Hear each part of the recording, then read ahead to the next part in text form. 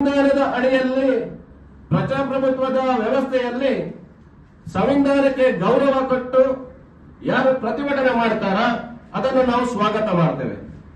ಆದ್ರೆ ನಿನ್ನೆ ನಮ್ಮ ದಕ್ಷಿಣ ಕನ್ನಡ ಜಿಲ್ಲೆಯಲ್ಲಿ ರಾಜ್ಯಾದ್ಯಂತ ಪ್ರತಿಭಟನೆ ನಡೆಯುತ್ತಿರುವಂತಹ ಸಂದರ್ಭದಲ್ಲಿ ನಮ್ಮ ದಕ್ಷಿಣ ಕನ್ನಡ ಜಿಲ್ಲೆಯಲ್ಲಿ ಸಿದ್ದರಾಮಯ್ಯನವರ ಒಂದು ಭಿಕ್ಷೆಯಿಂದ ಏನು ವಿಧಾನ ಪರಿಷತ್ ಸದಸ್ಯ ಸ್ಥಾನಕ್ಕೆ ಟಿಕೆಟ್ ಅನ್ನು ಗಟ್ಟಿಸಿಕೊಂಡು ಅವರ ಋಣವನ್ನು ತೀರಿಸುವುದಕ್ಕೋಸ್ಕರ ದಕ್ಷಿಣ ಕನ್ನಡ ಜಿಲ್ಲೆಯಲ್ಲಿ ನಿನ್ನೆ ಕಾಂಗ್ರೆಸ್ ನೇತೃತ್ವದ ಒಂದು ಪ್ರತಿಭಟನೆಯನ್ನು ಮಾಡ್ತಾರೆ.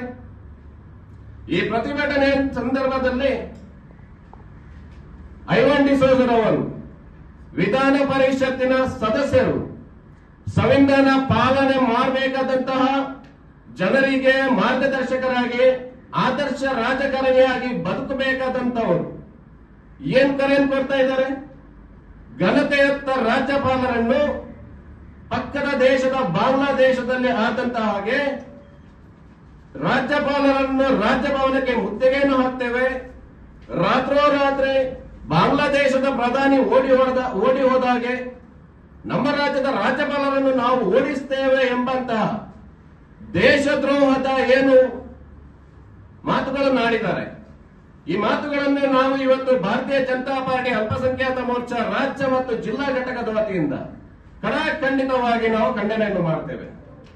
ಐವನ್ ಡಿಸೋಜರ್ ಅವರು ಸ್ವಲ್ಪ ಯೋಚನೆ ಮಾಡಬೇಕು, ಯಾವ ರೀತಿಯಲ್ಲಿ ನಾವು ಮಾತಾಡಬೇಕು. ಐವನ್ ಡಿಸೋಜರ್ ಅವರ ಬಗ್ಗೆ ನಮಗೆ ಗೊತ್ತುಂಟು, ಅವರು ಪ್ರಚಾರ ಪ್ರಿಯರು. ಒಂದು ಬಾಯಿಗೆ ಒಂದು ಮೈಕ್ ಸಿಕ್ಕಿದ ತಕ್ಷಣ ಏನ್ ಬೇಕಾದ್ರೂ ಮಾತಾಡಿದ್ರೆ ಆಗುತ್ತೆ ಎಂಬಂತಹ ಚಿಂತನೆಯಲ್ಲಿದ್ದಂತವರು ಐವನ್ ಡಿಸೋಜರ್. ಆದ್ರೆ ಐವನ್ ಡಿಸೋಜರ್ ಅವರೇ, ನೀವು ಇವತ್ತು ಏನು ನಿನ್ನೆ ಮಾತಾಡಿದ್ದೀರಾ, ದೇಶ ವಿರೋಧಿ ಸಂವಿಧಾನ ವಿರೋಧಿ ಮಾತುಗಳನ್ನೇನು ಆಡಿದ್ದೀರಾ, ಉಗ್ರರು ಹುಟ್ಟುವಂತಹ ದೇಶ, ಉಗ್ರಗಾಮಿಗಳು ಹುಟ್ಟುವಂತಹ ದೇಶ ಬಾಂಗ್ಲಾದೇಶ, ಪಾಕಿಸ್ತಾನ ದೇಶವನ್ನು ಮಾದರಿಯನ್ನಾಗಿ ತೆಗೆದುಕೊಂಡು ಉಗ್ರಗಾಮಿ ಸಂಘಟನೆ ಮನಸ್ಥಿತಿ ಇವತ್ತು ಕಾಂಗ್ರೆಸ್ ಪಕ್ಷದಲ್ಲಿರುವಂತದ್ದು. ಉಗ್ರಗಾಮಿಯ ಮನಸ್ಥಿತಿಯನ್ನು ನೀವು ತೆಗೆದುಕೊಂಡು ಈ ದೇಶದಲ್ಲಿ ಗಲಭೆಯನ್ನು ಸೃಷ್ಟಿಸುವಂತದ್ದು, ಕೋಮುಗಲಭೆಯನ್ನು ಸೃಷ್ಟಿಸುವಂತದ್ದು, ಈ ಚಟುವಟಿಕೆಗಳಲ್ಲಿ ನೀವು ತೊಡಗಿಸಿಕೊಂಡಂತದ್ದು ಇದು ಖಂಡನೀಯ.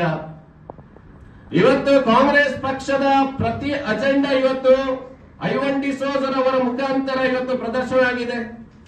ಅವರ ಮನಸ್ಥಿತಿ ಏನು? ಬಾಂಗ್ಲಾದೇಶದಲ್ಲಿ ಇರುವಂತಹ ಅಲ್ಲಿ ಏನು ಸಂವಿಧಾನಕ್ಕೆ ವಿರೋಧವಾಗಿ ಅಲ್ಲಿಯ ಉಗ್ರರು ಏನು ಚಟುವಟಿಕೆಗಳನ್ನು ಮಾಡ್ತಾ ಇದ್ದಾರೆ, ಆ ಚಟುವಟಿಕೆಯನ್ನು ಮಾದರಿಯಾಗಿ ನಾವು ನಮ್ಮ ರಾಜ್ಯದಲ್ಲಿ ಮಾಡ್ತೇವೆ ಅಂತ ನೀವೇನು ನಿಮ್ಮ ಬಾಯಲ್ಲಿ ಹೇಳಿದ್ದೀರಾ.